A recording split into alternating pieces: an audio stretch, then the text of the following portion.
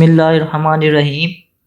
अज़ीज़ तलबा व तालिबात, आज मैं आपको लाम, मीम, नून और वा लिखने का तरीका बताऊंगा कि इन अल्फाज को किस तरह लिखा जाता है और लाइन के ऊपर कौन सा लफ्ज़ लिखा जाता है और लाइन से नीचे कौन सा लफ्ज़ आता है। तो सबसे पहली बात कि दायरा मैंने बताया था कि कोई भी होता है वो हमेशा लाइन से नीचे ही लिखा जाता है। जितने भी हरूफ तहज्जी के अंदर दायरे आएंगे, इवन कि आप उर्दू के अंदर कोई भी तहरीर लिख रहे हैं तो उसके अंदर अगर कोई दायरा आ जाता है तो उसको आपने लाइन से नीचे ही लिखना है, लाइन के ऊपर नहीं लिखेंगे। तो इस मिसाल से पहला जो लफ्ज़ है वो लाम है। तो लाम को अब मैं लिखने लगा हूँ, तो आपने देखना है कि इस लाइन के ऊपर अगर हम काम कर रहे हैं, लिखने लगी हैं, तो बीच में हम एक लाइन खाली छोड़ते हैं तो आपने उस लाइन को भी क्रॉस करना होगा। एक अलिफ डालना है पहले, ये अलिफ इस लाइन के दरमियान में ला के आपने रोक देना है। उसके बाद आपने इसके साथ ये मार्कर अटैच करनी है और इसी तरह गोलाई लाइन से नीचे, और ये दायरा थोड़ा सा अंदर की तरफ झुकाव करेगा। दायरा कोई भी आपने लगाना है, उसकी जो ये वाली शेप होती है इसको आपने हल्का सा अंदर की तरफ रखना होगा। तो जिस तरह हमने शुरू किया था वैसे ही हमने इस लफ्ज़ का भी इख्तिताम किया है। और ये देखें, ये लफ्ज़ भी लाइन से नीचे है। तो एक दफ़ा मैं फिर आपको लेके बता रहा हूँ कि इस लाइन का हम लिख रहे हैं तो बीच में हमारे पास एक लाइन खाली होती है, तो उसके ऊपर आपने ये अलिफ लिखना शुरू करना है। दो लाइनों के बीच में आपने रुक जाना है। उसके बाद आप इसके साथ ही मार्कर का कोना रखेंगे और उसी तरह आप वापस लेके आए दायरा लाइन से नीचे, और अब आपने इसको बंद करना है, लेकिन हल्का सा इसका झुकाव जो है वो अंदर की तरफ रखेंगे। तो ये देखें जी, हमारा लाम जो है वो बन चुका है। और उसके बाद है मीम। तो मीम को आपने इस लाइन से शुरू करना है। अब कुछ बच्चे होते हैं वो ऐसे लिख देते हैं, ये भी गलत तरीका है।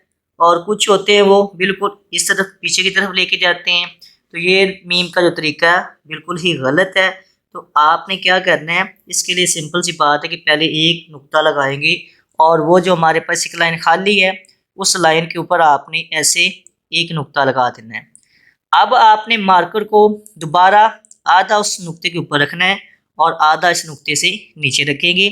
तो ये देखें, इसी तरह वापस आएंगे ये चीज़ और इसको आपने फिल कर देना है। तो ये जो हिस्सा होता है इसको आपने हल्की सी गुलाई के अंदर रखना है। तो ये देखें, जब यहाँ पे गोल हुआ इधर रुक जाना है। अब आपने इसके साथ सीधा अलिफ अटैच कर देना है, बिल्कुल सीधा। ये देखें, तो हमारा जो मीम है वो बिल्कुल सही लिखा गया है। इसी तरह ये एक नुक्ता लगाया, उसके बाद आपने आधी मार्कर इस नुक्ते के ऊपर रखनी है और आधी मार्कर इस नुक्ते से नीचे रखेंगे और इसको वापस लेके आना है ऐसे गुलाई में, और उसके बाद आपने इसको फिल कर देना है। अब आपने इसके साथ अलिफ लाना है और ये लफ्ज़ जो है ये लाइन से नीचे जाएगा, तकरीबन नीचे वाली जो लाइन उसको टच करेगा। इसको लाइन के ऊपर नहीं लिखा जाता। और ये वाला जो हिस्सा होता है इसको गोल लाजमी लिखा जाता है। बाज़ दफ़ा ये होता है कि ये तो हम ठीक कर लेते हैं, लेकिन कुछ बच्चे ऐसे कर देते हैं, तो ये वाला जो हिस्सा है ये गलत हो जाएगा, ये इसकी शेप गलत है। उसके बाद है नून। तो नून और लाम के अंदर कोई ख़ास फ़र्क नहीं है। ये देखें, अगर इसको मैं यहाँ से ख़त्म कर देता हूँ ये लफ्ज़, और इधर अगर हम नुक्ता लगा देते हैं तो हमारा जो है ना वो लफ्ज़ नून बन जाएगा। लाम और नून जो है ना बिल्कुल इक्वल है, इसके अंदर कोई फ़र्क नहीं, इसका दायरा भी वही है। सिर्फ क्या है कि ये वाला जो हिस्सा होता है वो हमने बड़ा करना होगा। तो ये देखें, इस लाइन पर लिखने लगे हैं तो बीच में जो लाइन खाली है वहाँ से आपने शुरू करना है, ऐसे अलिफ बनाएं। उसके बाद आपने रुकना है, इधर से फिर आप ये दायरा जो है ना उसके साथ मिलाएं और लाइन से नीचे लेके हल्का सा ऊपर झुकाव करना है और बंद कर दें। और इसके दरमियान में नुक्ता लगाना है और इस चीज़ का भी ख्याल करना है कि इसको बराबर नहीं करना। फॉर एग्ज़ाम्पल जैसे बच्चे ऐसे कर देते हैं बाज़ दफ़ा कि इस तरह लिखा और इसको बिल्कुल उसके बराबर ले जाते हैं, तो ये तरीका बिल्कुल गलत है।